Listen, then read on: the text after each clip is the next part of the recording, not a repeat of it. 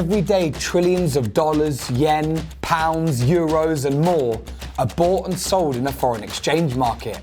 It facilitates global trade, allows for international investments and businesses to function, lets you speculate on currency prices, and it even allows you to have spending money on holiday. In our previous video, we looked at how you trade Forex, but what actually moves a currency's price? The foreign exchange market, also known as the Forex Market or the FX market, is a global marketplace that determines the value of each country's currency. It's the most traded and most liquid market in the world, but it didn't always used to be that way.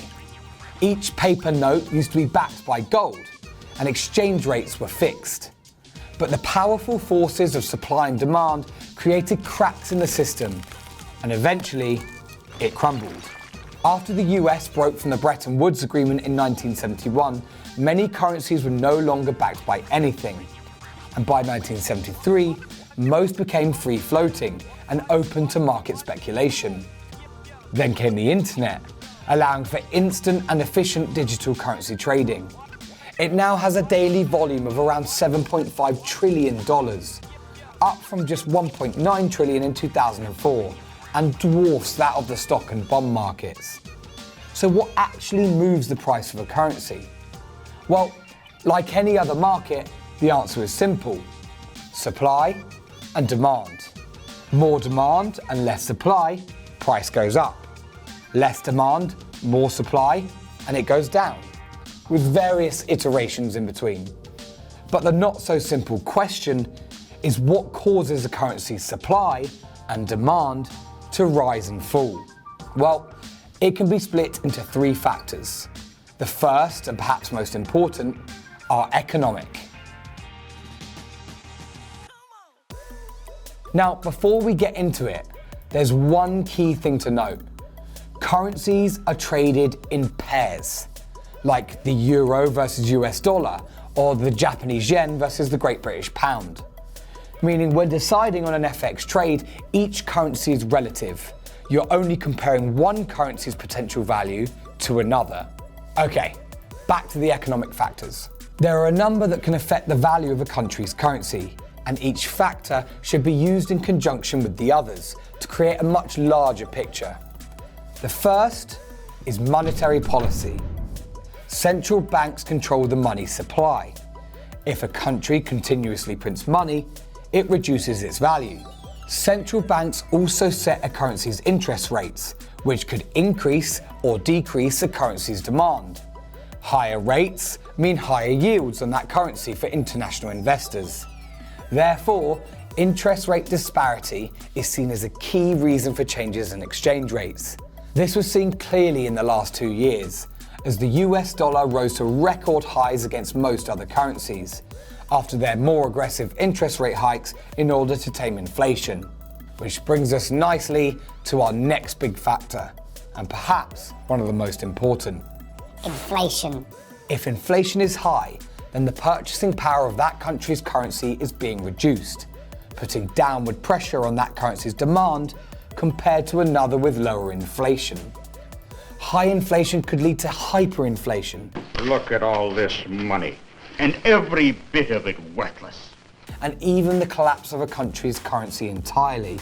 Now, in 2023, the Argentinian peso almost collapsed against most other currencies. Inflation last month hit 109% in Argentina. Then there's a country's fiscal policy, so its government budget and spending practices. A budget deficit is generally seen as bad for an economy and therefore its currency. We saw the mini budget crisis whereby the market punished the UK assets due to its kind of perceived to be too loose fiscal policy at the time, gives them those unfunded tax cuts. The pound sold off against the dollar to a record low level and the markets were in turmoil. Another factor is a country's potential future growth.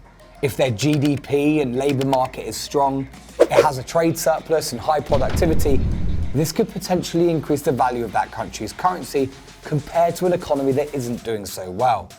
So be sure to keep up to date with the data. But also remember that each economy is different.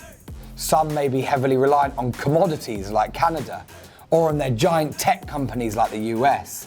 So a movement in commodity prices or equities could weigh down or boost its currency value. But which of these economic factors is most important?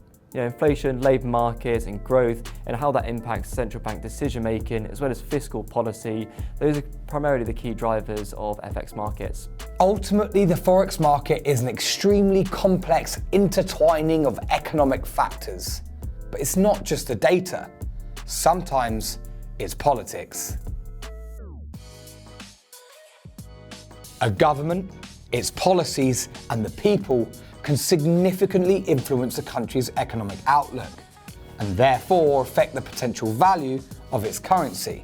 One thing the markets look for in a strong currency is stability and predictability. The strong and stable leadership. The strong and stable leadership. If a country's politics doesn't offer that, then it could put downward pressure on that country's currency compared to one that's more stable.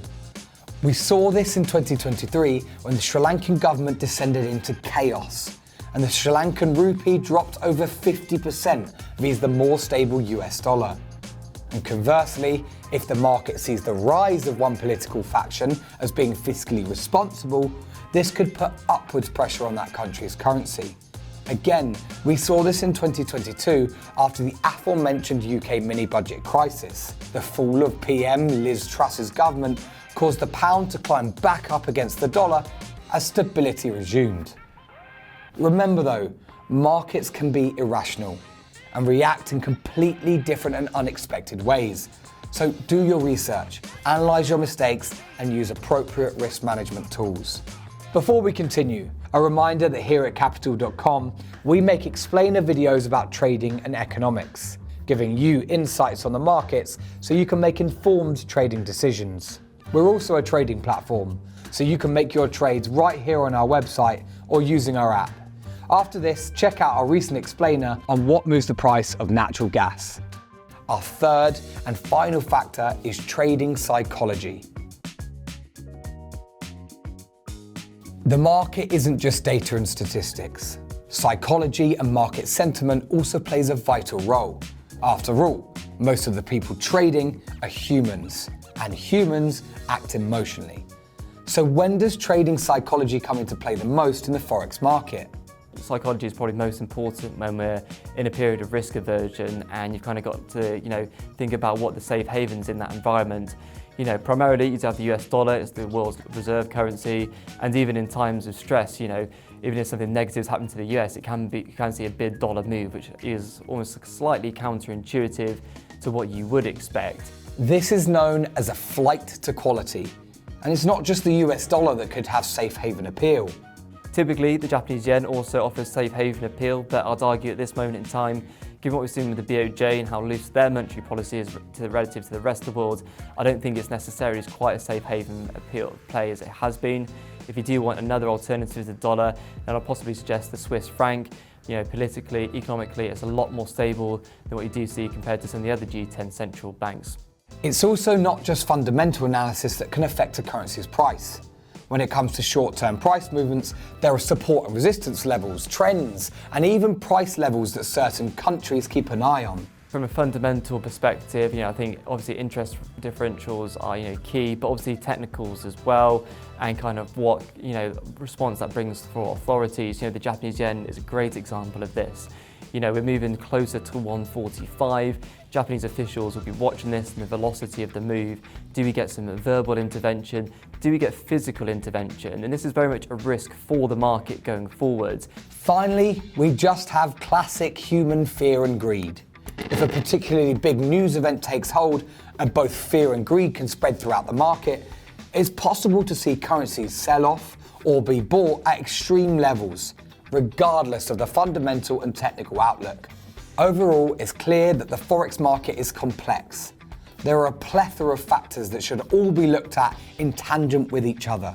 Do your research and most of all, make sure to use appropriate risk management tools. Thanks for watching.